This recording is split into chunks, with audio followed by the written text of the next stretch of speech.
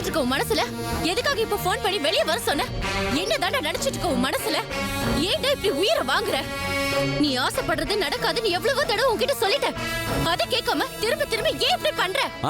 Wait Renuka, wait. எதுக்கு இவ்ளோ tension? சில்லுன்னு ஏதாவது சாப்பிடலாமா? இளநீர், நுங்கு இல்லைன்னா ஜூஸ். பட் ஐஸ்கிரீம் மட்டும் வேண்டாம்.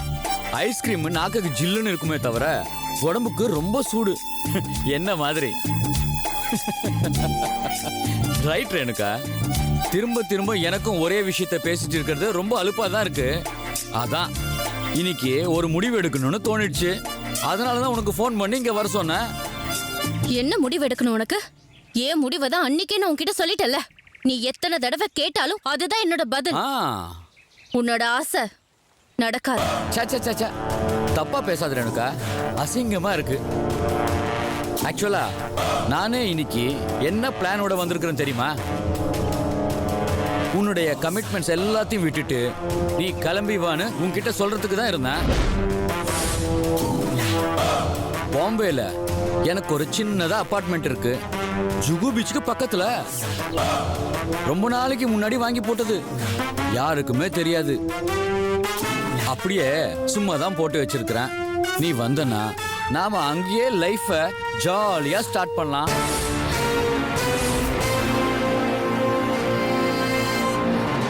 யாருமே இல்லாத உலகத்துல நீயும் நானும் மட்டும் ராத்திரி 11 மணிக்கு மேல கைய கோத்துக்கிட்டு அப்படியே பீச்சோரமா மெதுவா நடந்து போயிட்டு ஒரு பலூடா சாப்பிட்டு. Please stop it. நான் செத்தாலும் நடக்காது. நடக்கணும் ரேணுகா, நடந்தேதான் ஆகணும். ஊரை விட்டு போயிடலான்னு ரொம்ப தீவிரமா யோசிச்சுதான் நான் ஒரு முடிவுக்கு வந்திருக்கிறேன். ஆனா போகும்போது தனியா போகிற ஐடியாவே இல்ல. கண்டிப்பா உன்னை கூட்டிட்டு தான் போறேன். ஏன் தெரியுமா? இத்தனை வருஷத்துல முதல்ல பார்த்த உடனே என்ன சுருட்டி அடிச்ச பொண்ணு நீதான். வாய மூடு. வெக்கமா இல்ல உனக்கு இப்படி சொல்றதுக்கு? நான் இன்னொருத்தரோட பொண்டாட்டிடா. நான் மட்டும் இல்ல நான் சொன்னேன், நானும் வேற ஒருத்திக்கு புருஷன் தான். சி, நமக்கு தெரியாத லைஃப்ல இந்த மாதிரி சில விபத்துகள் நடந்து போயிடுது.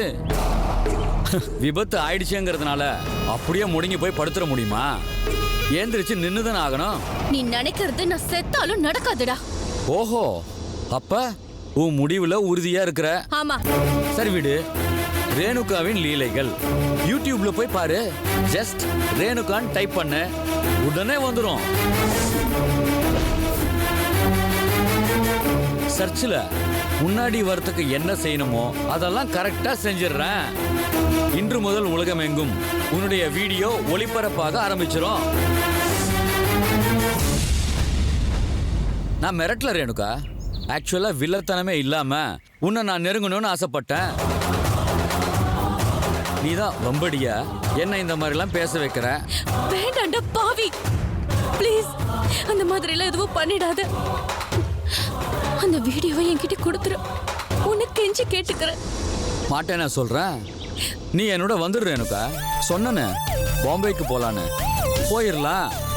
பாம்பேல நீயும் நானும் குடும்பம் நடத்த ஆரம்பிச்சதுக்கு அப்புறம் என்ன வீடியோ, பெரிய வீடியோ எல்லாமே உன்னோட தான். வேணுமுன்னா வச்சுக்கோ, இல்லைன்னா டெலீட் பண்ணு. என் போனையே நீ வச்சுக்கோ. இதுக்கு மேல என்ன வேணும்? யோசிச்சு ஒரு நல்ல முடிவு சொல்லு. நல்ல முடிவை தான் சொல்லுவ, எனக்கு தெரியும். Okay, by.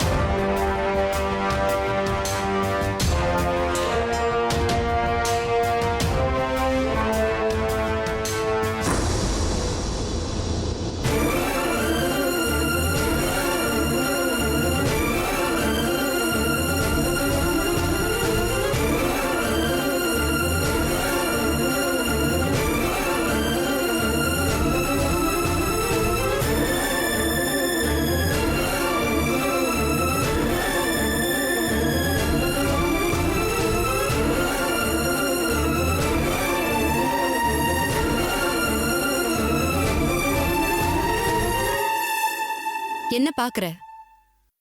இது எங்க குழந்தை. ஏலகிரிக்கு போயிருந்தப்போ அங்க நாங்க தங்கியிருந்த வீட்டோட வேலைக்காரி இந்த குழந்தைய அனாதையா விட்டுட்டு செத்து போயிட்டா.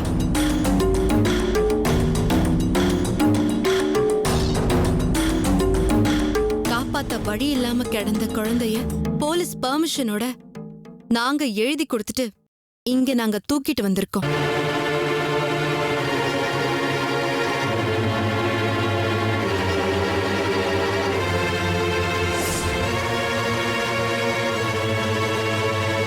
இந்த குழந்தை நம்ம வீட்டிலே வளரட்டும்னு மாமா சொன்னாரு.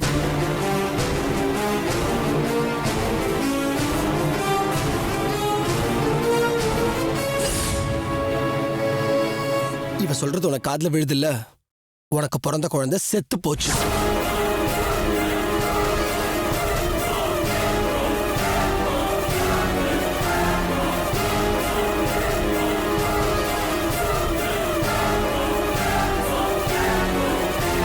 உனக்கு உறவுன்னு சொல்லி இருக்கிற அத்தனை பேரும் இதுக்கு சாட்சி. ஆனா நீ முட்டாள்தனமா எங்க கிட்ட இருக்கிற இந்த குழந்தை உன்னோட தான் இருக்கலான்னு கற்பனை பண்ணிக்கிட்டு டிடெக்டிவ் வேற அனுப்பிச்சிருக்க.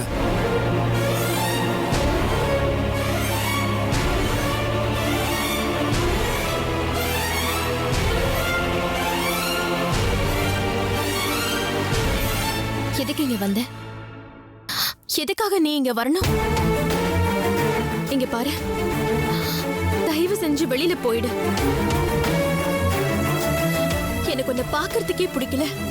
உன் முகத்தை பாக்குறதுக்கு கூட எனக்கு பிடிக்கல. நீ எதுக்காக பிறந்த? எதுக்காக வளர்ந்த? எதுக்காக நான் உன்னை பார்க்கணும்? ஏன் என் வாழ்க்கையில குறுக்க வந்த?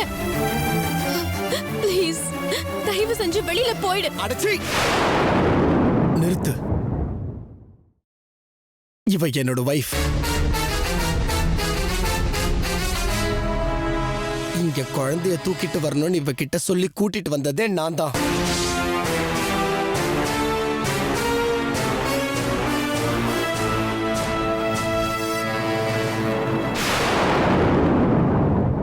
இத பாரு, இனிமேல் நீ என்ன டிராமா போட்டாலும் இங்க எடுபடாது.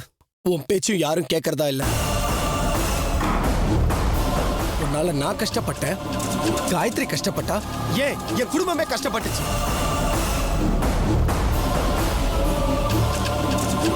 இப்ப இந்த குழந்தைய கஷ்டப்படுத்தணும்னு பாக்குறியா? இங்க பாரு சுப்பு, இந்த குழந்தைக்கு மட்டும் ஏதாவது ஒண்ணு ஆச்சு, அப்புறம் உன்னை உண்டு இல்லைன்னு பண்ணிடுவேன்.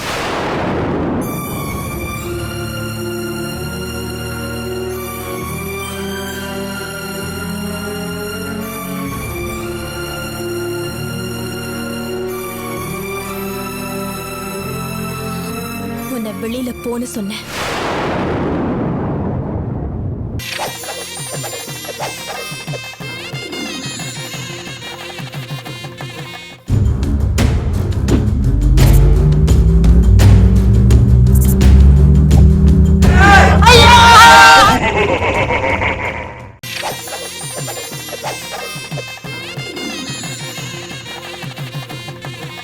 ஏய், நான் தானே உங்ககிட்ட பேசிட்டு இருக்கேன். இவ்வளவு வேலை போ சொல்றதுக்கு நீ யாரு? என்ன பார்க்கணும்னு சொல்லிதான் நீங்க ரெண்டு பேருமே உள்ள வந்திருக்கீங்க. அது உண்மைன்னா நான் உங்களை பார்க்க விரும்பலன்னு சொல்றதும் உண்மை. ப்ளீஸ் தயவு செஞ்சு இவளை வெளியில போக சொல்லுங்க. அப்பதான் என்னால உங்க கூட பேச முடியும். எனக்கு உன்கிட்ட பேசுறதுக்கு எதுவும் கிடையாது. இங்க பாரு, இது எங்க குழந்தை, இது எங்க வீட்டு வாரிசுன்னு எங்க அப்பா ஏற்கனவே டிக்ளேர் பண்ணிட்டாரு. போதுமா?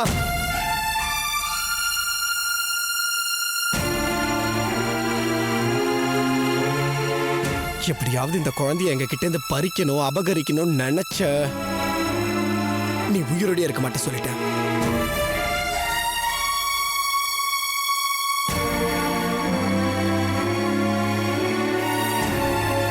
இப்ப நீ வெளியில போறியா இல்லையா? Jailer, Jailer. சூர்யா, எனக்கு இவளை பார்க்க பிடிக்கல, இவளோட பேச கூட பிடிக்கல. நீங்க சொன்னீங்கங்கிற ஒரே ஒரு காரணத்துக்காக தான் குழந்தைய தூக்கிட்டு வந்தேன். இங்க பாரு, இது எங்க குழந்தை. நாங்க இத முறைப்படி தத்தெடுத்திருக்கோம். நாங்க தான் வளர்க்க போறோம். எங்க வீட்ல தான் இது வளர போகுது. இது உன் குழந்தை இல்ல.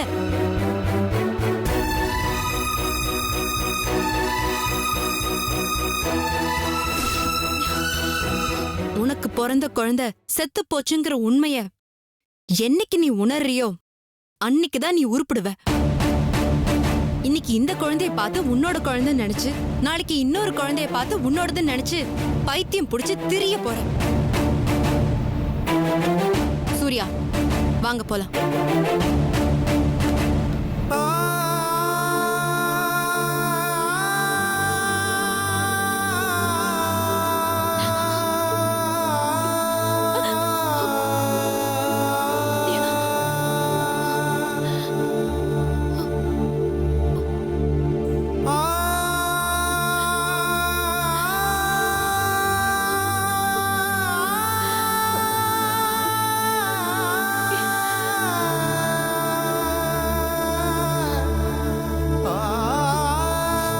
வாமா.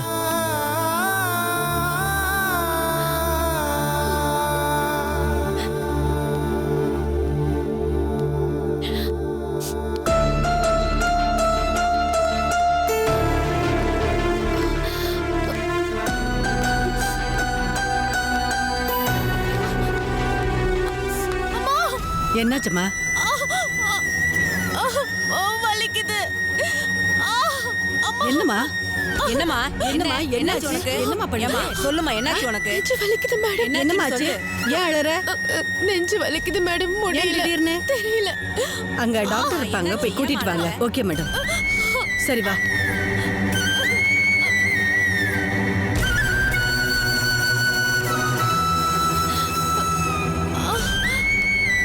இப்படி உட்காரு. கொஞ்சம் பொறுத்துக்கம்மா, டாக்டர் கூட்டிட்டு வந்துருவாங்க.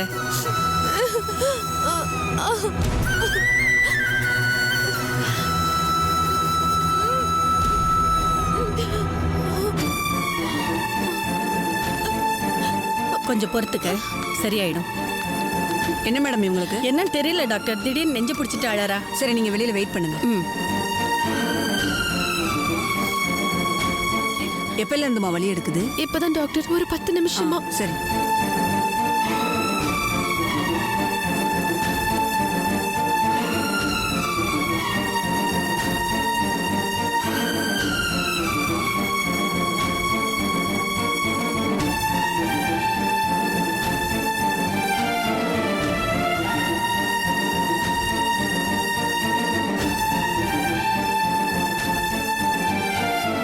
நாக்கு நீட்டு, நல்லா நீட்டு.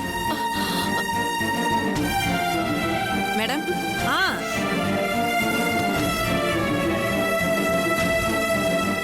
என்னாச்சு டாக்டர்? யூஸ்வலா பால் கொடுத்துக்கிட்டு இருக்கவங்களுக்கு பால் கட்டிக்கிறது வழக்கம். எல்லா பொண்ணுங்களுக்கும் எப்பவாவது வரதான் செய்யும். ஆனா இந்த பொண்ணு விஷயத்துல இவ்வளவு நாளா எதுவும் நடக்கல. ஆ, திடீர்னு இப்ப எப்படி பால் கட்டிச்சுன்னு எனக்கு கரெக்டா சொல்ல தெரியல மேடம். இந்த பாருமா, உனக்கு வலி தெரியாம இருக்க மாத்திரை கொடுத்துட்டு போறேன். கொஞ்சம் ரெஸ்ட் எடுத்தீன்னா எல்லாம் சரியா போயிடுமா. இது பயப்பட வேண்டிய விஷயம் இல்ல மேடம். இந்த பொண்ணு கொஞ்சம் ரெஸ்ட் எடுக்கட்டும். ரெகுலரா செய்யற ஒர்க்ஸ் எதுவும் ஒரு 2-3 நாளைக்கு தர வேண்டாம், சரிங்களா? நான் கிளம்புறேன் மேடம். ம்.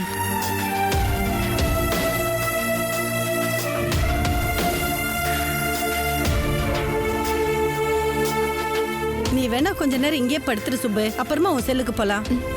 பரவாயில்ல மேடம், நான் அங்க போயிடுறேன். எனக்கு எந்த கஷ்டமும் இல்ல. சரி, உனக்கு இதுக்கு முன்னாடி எப்பவாவது இப்படி ஆயிருக்கா? இல்ல, நான் ஹாஸ்பிட்டல்ல இருந்தப்போ ஒரு தடவை இந்த மாதிரி ஆச்சு. டாக்டர் வந்து செக் பண்ணி மாத்திரை கொடுத்தாங்க, சரியா போயிடுச்சு. அதுக்கப்புறம் இந்த மாதிரி வலி வந்ததே இல்ல. சரிம்மா, டாக்டர் சொன்ன மாதிரி 2-3 டேஸ் ரெஸ்ட் எடுத்துக்க. ம், செல்லே படுத்து தூங்கு. ம், சாப்பிட மட்டும் வெளியே வந்தா போதும். ம். ம். Thanks madam. ம். கூட்டிட்டு போ. Okay madam. வா.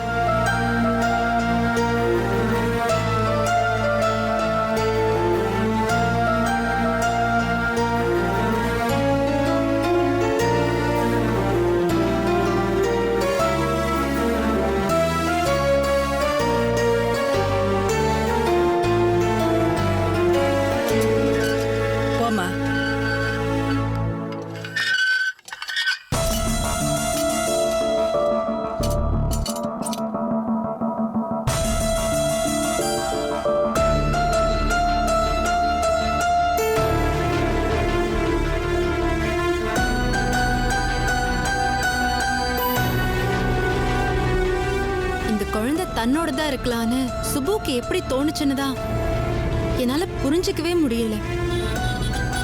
அவ குழந்தை செத்து போனப்போ அவ அண்ணன் அண்ணி எல்லாரும் பக்கத்துல தான் இருந்தாங்க. அவங்க தானே எடுத்துட்டு போய் காரியம் பண்ணாங்க. அவங்க சொல்லிருக்க மாட்டாங்களா? அப்புறம் ஏன் சுப்பு இந்த மாதிரி நடந்துக்கிறா? எனக்கு எதுவுமே புரிய மாட்டேங்குது சூர்யா. எல்லாம் வயித்தெரிச்சல் காயத்ரி. வேற என்ன ரீசன் இருக்க முடியும்? ஐயோ, நமக்கு பிறந்த குழந்தை செத்து போச்சு, அதுவும் இந்த நேரம் பார்த்து நமக்கு எங்கிருந்தோ ஒரு குழந்தை வந்து சேர்ந்துருச்சு, நாம மட்டும் சந்தோஷமா இருக்கோம்ல, அதான். வேற என்ன? நினைச்சு பார்க்கவே பயங்கரமா இருக்கு சூர்யா. வாழ்க்கையில இந்த மாதிரி யாருக்கும் கஷ்டம் வரக்கூடாது. எந்த கஷ்டத்தை சொல்ற? யாருக்கு வந்ததா?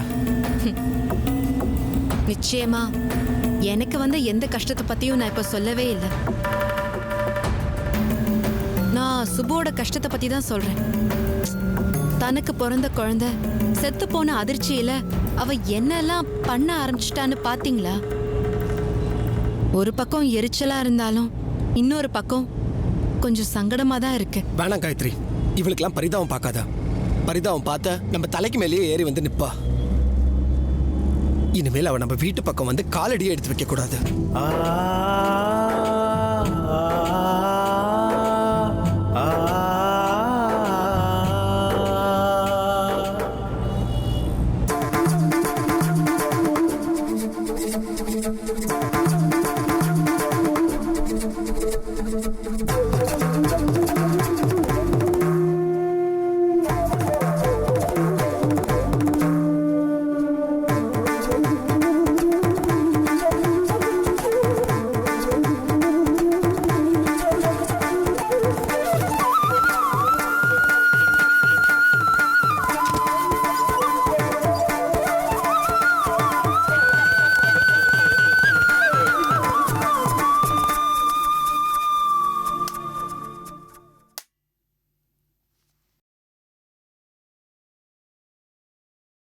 இதுக்கு என்ன அர்த்தம்?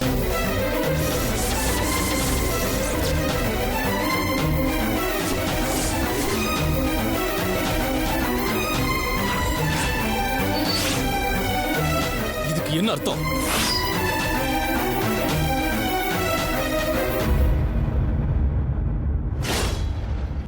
கேக்குறல்ல, இதுக்கு என்ன அர்த்தம்?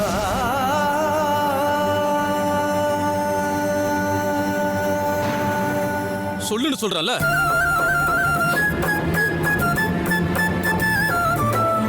எங்க வச்சு நடந்தது? யார் இந்த வேலையை செஞ்சாங்க?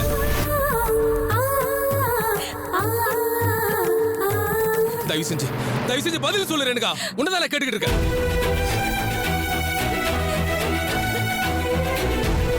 ஆபீஸ்ல என்கிட்ட கையை நீட்டி சம்பளம் வாங்குற ஒருத்த இந்த வீடியோவை கொண்டு வந்து காட்டி உங்க ஒய்ஃபா சார்னு என்ன கேட்கிறான்.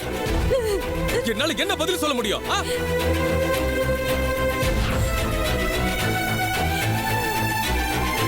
இந்த பார், தயவு செஞ்சு வாயை திறந்து பேசு. எனக்கு இந்த வீடியோ பத்தின பதில் தெரிஞ்சாகணும்.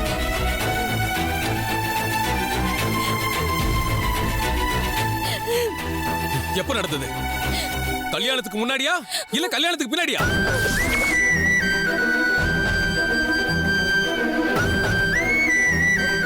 ஏன் கேக்குறனா, இதுல தெரியுற உன்னோட ட்ரெஸ் நான் வாங்கி கொடுத்த மாதிரியே இருக்கு. அதனாலதான் கேக்குறேன். தயவு செஞ்சு உண்மையை சொல்லிடு. கேக்குறல்ல, உண்மையா சொல்லிடு. ஐயோ இல்லங்க, அது வந்து நான் எப்படி சொல்றதுன்னு தெரியாமதான். சோ அப்ப நடந்திருக்கு. உனக்கு தெரிஞ்சேதான், ஓ விருப்பத்தோட தான், ஓ இஷ்டத்தோட தான் நடந்திருக்கு, அப்படிதானே? இல்ல இல்ல இல்ல, சத்தியமா அந்த மாதிரி எல்லாம் இல்ல. என்ன நடந்தது நான் சொல்றேன், அதுக்கப்புறம் நீங்க முடிவு பண்ணுங்க. வேண்டாம், போதும், நிறுத்து. போதும் ரேணுகா, போதும். என்ன நடந்ததுன்னு தெரிஞ்சுக்க வேண்டிய அவசியமே இல்ல. இது நான் இல்லைன்னு நீ சொல்லியிருந்தனா நான் கொஞ்சம் நிம்மதியா இருப்பேன். டெக்னாலஜி எவ்வளவோ வளர்ந்திருக்கிற சூழ்நிலையில உன் முகத்தை வச்சு மார்பிங் பண்ணி என்ன வேணும்னாலும் செஞ்சிருக்க முடியும். அப்படி ஏதாவது ஒண்ணு நடந்திருக்கலாம்னு நினைச்சிட்டு இருந்திருப்பேன். உண்மை என்னவா இருந்தாலும் நீ அதை மாத்தி சொல்லி அது மூலமா கிடைக்கிற தற்காலிக சந்தோஷத்திலேயாவது நான் இன்னும் கொஞ்ச நாள் வாழ்ந்திருக்க முடியும்னு நினைச்சேன். நடக்கவே இல்லைன்னு நீ சொல்லுவேன்னு நான் எதிர்பார்த்தேன். ஆனா என்ன நடந்தது நீ சொல்ல ஆரம்பிச்ச பாத்தியா? அதை என்னால தாங்கவே முடியல. தாங்கவே முடியல.